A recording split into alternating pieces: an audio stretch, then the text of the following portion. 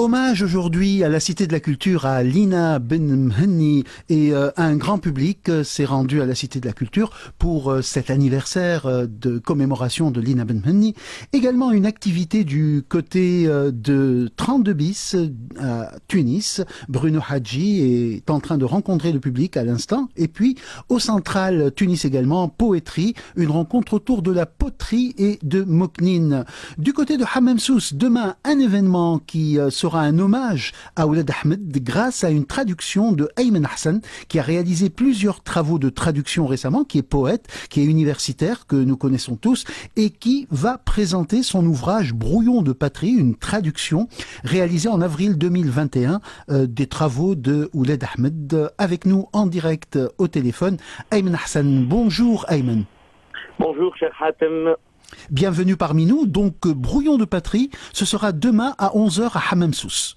Tout à fait, c'est la commune de Hammamsous, précisément donc le conseil municipal récemment élu ou réélu, qui m'invite en présence donc de l'épouse du poète Ouled Ahmed, Zohour Ben Aziz Ouled Ahmed, pour justement présenter cette traduction qui a vu le jour en avril dernier aux éditions Manifeste Le Merle Moqueur à Paris, à l'occasion justement du 5e anniversaire de la mort du poète. Et justement, Ayman Hassan, vous êtes allé vraiment profondément dans la poésie de Ouled Ahmed et vous avez essayé de restituer dans votre traduction l'âme de cette poésie. Tout à fait. J'espère avoir réussi, parce que ça reste un défi, d'autant plus que la littérature tunisienne, malheureusement, reste très peu représentée en France et en Europe. Donc de mon côté, en tant que poète, traducteur et universitaire, j'essaye justement de défendre nos couleurs nationales, avec un poète important, celui qu'on a considéré comme le poète de la révolution tunisienne et surtout comme le poète de la patrie. Donc il s'agit d'une anthologie de textes intitulé Brouillon de patrie, avec un avant-dire du grand poète arabe universel Adonis, et une postface du grand poète tunisien Mansour Mesrani, qui, comme on le sait, a succédé à Ouled Ahmed à la tête de la maison de la poésie en Tunisie.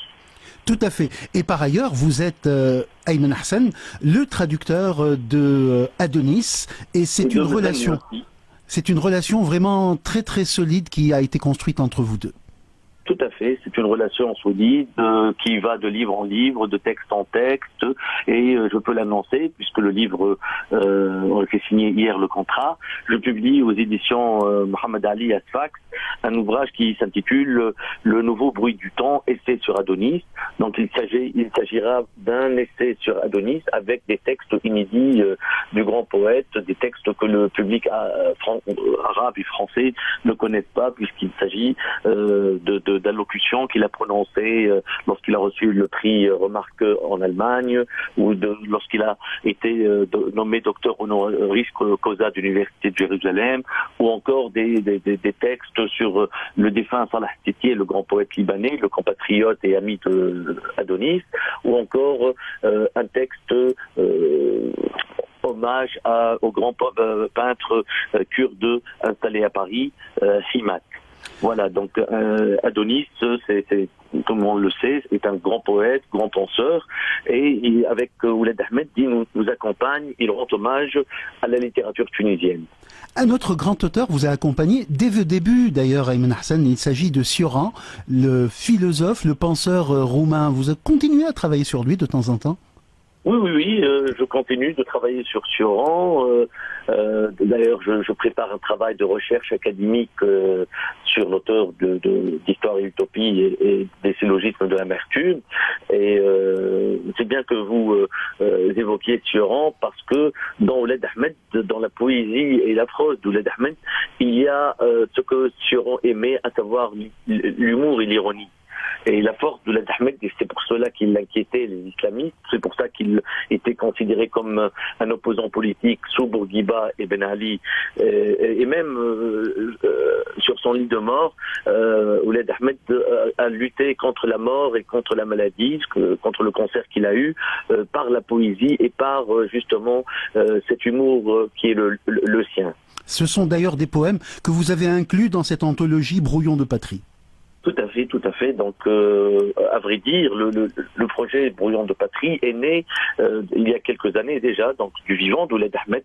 On a choisi les textes ensemble avant sa mort, et en 2015, au moment où il était déjà atteint par la maladie, il a publié cette anthologie personnelle qui s'intitule Meswat Watan Brouillon de patrie, et avec lui, on a arrêté les textes que j'ai considérés comme traduisibles en français, et justement 5 ans après sa mort, le livre a vu le jour chez un excellent éditeur, donc Francis Cambe et le jeune Victor Blanc, donc un grand poète rouge, si je puis dire, et un autre jeune poète qui fait partie de l'équipe des lettres françaises, qui travaillent ensemble et qui s'intéresse à travers cette traduction aux lettres tunisiennes. Ayman Hassan, vous traduisez beaucoup, vous produisez beaucoup au niveau académique. Votre écriture, vous avez publié des textes très intéressants. Est-ce que vous continuez dans cette voie également ? Bah oui, je n'ai pas trop le choix, malgré les animosités, malgré les mensonges, malgré tout ce qui se passe dans notre pays. Il faut avancer. Donc, l'année dernière, j'ai publié Ouled Ahmed, mais au cours de ces 2 dernières années, marquées par le Covid, j'ai publié une biographie intellectuelle du grand poète et romancier marocain Abdellatif El-Laabi aux éditions de l'Institut du monde arabe. Je me suis un peu auto-traduit vers l'arabe à travers notamment Tunisité, qui avait reçu en 2017 le prix Roger Kowalski des lycéens de la ville de Lyon. Et ce livre a vu le jour en arabe dans une traduction personnelle avec une préface d'Adonis aux éditions Khoutout Wadilel en Jordanie, à Amman en Jordanie.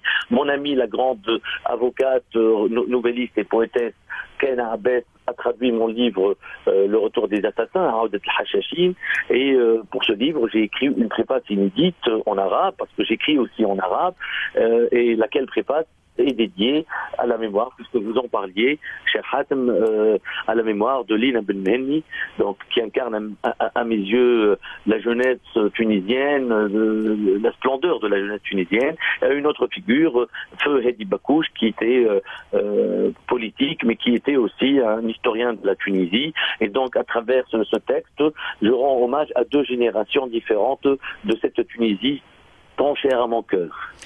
Merci beaucoup Ayman Hassan. Donc un rappel, demain dimanche à 11h, rendez-vous à la commune de Hammam Sousse, que je remercie, c'est ma ville natale, mais Hammam Sousse est une ville, bon, on sait que Hammam Sousse est la ville aussi d'autres figures politiques importantes, j'ai nommé Hedi Bakouche, mais elle était aussi la ville natale de Ben Ali, mais Hammam Sousse est une ville importante qui compte beaucoup d'écrivains, à l'instar de Fraj Lahwar, Habl Jdidi et d'autres, et c'est une ville importante avec des figures comme Simortar Laati, avec des gens qui œuvrent pour la Tunisie, qui essayent de lutter pour la Tunisie. C'est là aussi la ville natale du jeune membre de la BAT qui a lutté contre les terroristes au musée du Bardo, Ayman Mourgel, paix à son âme. Et donc Hammam Sousse essaye d'œuvrer pour la culture. Et en 2013, à peine 4 semaines après l'assassinat de Feu Choké Belaïd, j'avais reçu Ouled Ahmed de Hammam Sousse le 2 mars, précisément le 2 mars 2013, contre vents et marées. À l'époque, là, le pays était vraiment dans une situation terrible, et malgré les menaces qu'on a reçues, on a réussi avec Ouled Ahmed à assurer une lecture poétique en hommage à Choké Belaïd, et les internautes, etc., les auditeurs d'RTCI peuvent aller chercher Ouled Ahmed de Hammam Sousse et ils découvriront les vidéos de cette superbe lecture dans une salle comble, celle de la Maison de la Culture Ali Douage et de Hammam Sousse, qui, je dois le rappeler, mon cher Hatem, a été attaqué par les salafistes en novembre 2012, et on a essayé de brûler donc la Maison de la Culture et surtout une peinture murale, et je peux en parler parce que mon livre Le Retour des Assassins, dans sa version arabe, porte donc la couverture représente cette mise à sac et cet incendie assassin. Voilà.